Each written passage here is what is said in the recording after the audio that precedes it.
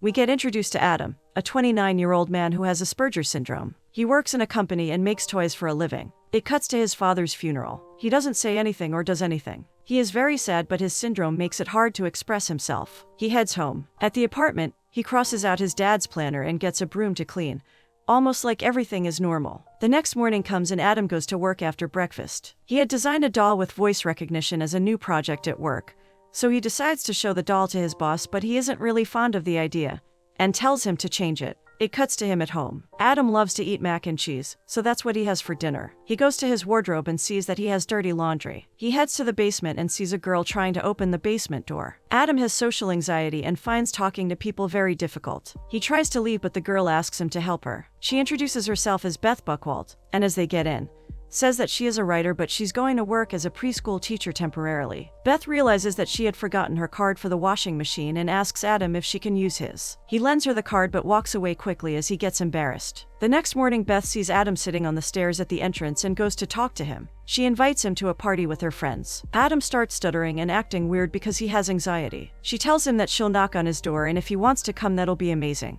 The night comes and Beth goes to Adam's room. She knocks and asks for him, but he stands silently on the other side of the door. When she finally leaves, Adam starts crying. Some time passes and we see Adam sitting on the stairs waiting for Beth. When she comes, he apologizes for not coming and invites her to his living room. They go into the living room and Beth is amazed to see a planetarium. She loves the view, but Adam starts talking about space and his obsession can be seen. Beth is kind of weirded out and after some time she thanks Adam and leaves. She has lunch with her father the next day. They're having small talk about her new home and life and they even mention Adam. When they're about to leave, Beth's father tells her that he has to go to court for something he did at the firm, but it won't be anything serious. Beth is concerned, but he reassures her that everything will be fine. Late at night, Beth gets a knock on the door. It's Adam. She tells him she doesn't want any company, but he insists on her coming with him. They go into the park. Beth is hesitant but is later amazed by what she sees. They see a family of raccoons in Central Park, which is a rare thing. They sit on a bench and watch the family in the late hours. The next day, as Adam's working, his boss comes to talk to him. He thanks him for the year he has worked for the company,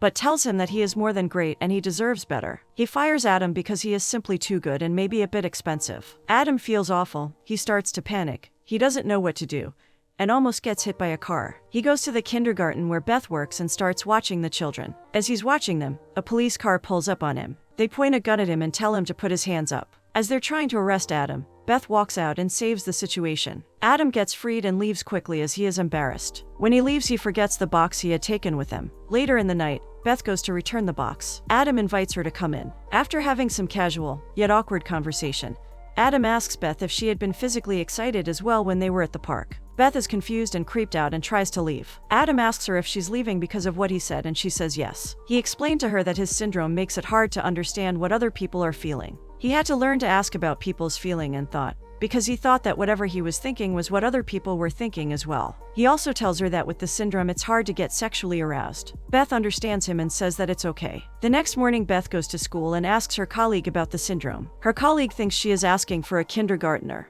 but Beth tells her that it's about Adam. She admits that she does fancy him but can't really expect too much given his situation. Her colleague tells her that he isn't relationship material and even tries to give her a book about the syndrome, but Beth denies it and leaves. On the other side, Adam is speaking with Mr. Waltler about his financial situation. Given the death of his father, Adam has to move because he doesn't have the money to keep the apartment. All hell breaks loose when Mr. Waltler tells him that he doesn't have other choices. Adam starts screaming and repeating that he cannot sell the house. His friend manages to calm him down and they leave. As they're driving home, Adam's friend tells him that he has to find a job. Although Adam has anxiety, and his previous job was found by his father, he applies for a couple of jobs online. As he's sitting on his laptop, he hears Beth coming in and decides to do a rather bizarre thing. As Beth's walking into the apartment, she gets scared of Adam hanging from her window. She lets him in and they have a laugh. Adam explains that he wanted to clean her windows so she can have an amazing view of the city. Beth invites him to stay over for a cup of tea. Adam tells her that he has made 87 applications but is afraid of job interviews. After some casual talk, Adam tries to leave, but Beth opens up to him about her father. Adam admits that he does not know what to do in this type of situation, and Beth asks him to hug her. Some time passes and we see Adam and Beth at a restaurant. Adam is uncomfortable and asks Beth to leave, but she insists of staying. After some time, Beth notices how uncomfortable Adam is and decides to order the food as a takeaway. They sit at a bench and watch the water. Adam gets excited as he sees that Beth had ordered mac and cheese for him. They start talking about Adam's job hunt, and that's when Beth pulls out a book and gives it to Adam. The book is about how to get a job with Asperger's syndrome. Adam has lost his words and Beth thinks that she has offended him. He cuts her off by kissing her and thanks her for the book. It cuts to them cuddling. They set a bunch of rules as the start of the relationship. One of them is no romantic moments. Although it is obvious that Adam's not really okay with it, he respects Beth and agrees to it. The new couple goes to a party that Beth's friends have planned. Adam doesn't really want to be there, but Beth asks him to stay for at least 30 minutes. One of the most important characteristics of Asperger's syndrome is that people who have it are brutally honest. When Beth's friends ask him if he wants to hold their daughter, he simply says no. Some time at the party passes and Beth overhears Adam talking about telescopes. She gets him out of the situation and tells him that he talks too much. They go home and massage each other's backs. When it's time for Adam to massage Beth, she takes his hand and presses it on her body part. Adam realizes that Beth is ready and they make love for the first time. As time passes, Adam is learning to be a great partner and Beth does nothing but support him. It cuts to Beth's parents having a conversation. Beth's mother says that they should have told Beth that they were coming. As Beth and Adam walk into the cinema, Beth sees her parents. They hug, and Adam is more than awkward. He doesn't really know what to do. Inside, as the family's talking about the father's situation, Adam asks a rather bizarre question. He asks Mr. Buchwald what he's accused of, and even though all of them are taken aback, he answers. It is when Adam asks if he can go to jail that Beth gets pissed off. After the date, we see Beth yelling at Adam about the way he acted towards his father. She screams at Adam and tells him to leave her alone and not dare to follow her. The next morning, Beth comes to Adam's apartment and apologizes. Adam tells her that he had gotten an interview with the company. Beth is more than excited and tells Adam they should go out for some champagne. They go to the park and Adam admits that he is scared and has always been scared of interviews. Beth reassures him that he is brilliant at the job and that's more than enough. After Adam calms down, they have some fun and play in the park like little children. They make a plan. As time passes, Beth teaches Adam some tricks to make sure the interview goes smoothly. For instance, one of them is to look between the eyes instead of into them, because Adam gets nervous when he's looking at somebody's eyes. It cuts to Mr. Buchwald's court hearing. He gets asked about his relationship with the Cooper family and shocks everyone by admitting that he had slept with Jennifer Cooper, who is his friend's daughter. Both Beth and her mother are heartbroken and Beth decides to leave and walk in the park to clear her head. At the court, a decision is made. Mr. Buchwald is sentenced to 3 years in prison. On the other side of town, Adam is having his first interview. After the interview, he goes home and receives a call from Beth's mother crying on the phone. She tells him that Beth's father has been sentenced to prison and asks him to look at Beth's planner,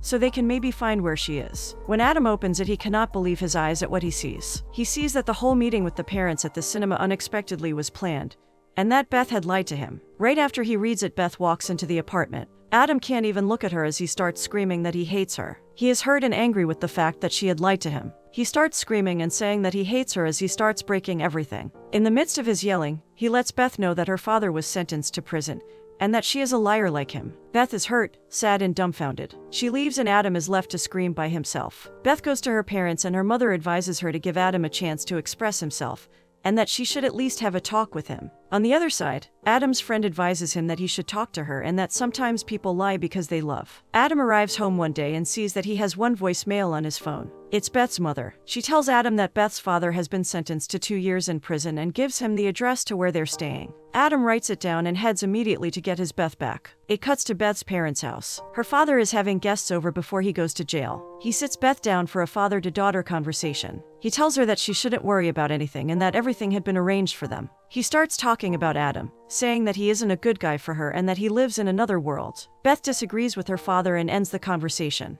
After traveling in the snow, Adam finds himself on Beth's street. He cannot find the house, so he starts calling out for her. Beth sees him through the window and hurries to him. She goes out and Adam asks her to come with him to California as he's gotten a job offer there. As he's talking, her father comes out of the house. He tells Adam that she cannot go anywhere with him because the family needs her. She starts screaming at her father and calling him a liar and a cheater and says that she will leave with Adam. She and Adam leave. As the time for California gets closer, Beth gets more and more unsure. One day as she's talking on the phone with her mother, Adam overhears her saying that he had never said "I love you" to her. When she hangs up the phone, he tells her that and expresses how much he needs her. She has tears in her eyes but soon realizes that she cannot go with him because he has to do that by himself. He cannot depend on her and she tells him that. Some time passes and Adam realizes that his passion and love for science are more than enough for him to go alone. He packs his bags in a hurry and says goodbye to his friend. It cuts to a year later. Adam is doing a presentation to a group of people. He's doing the job he loves and life is good. After he finishes the presentation, his coworker gives him a package. He goes outside and opens it.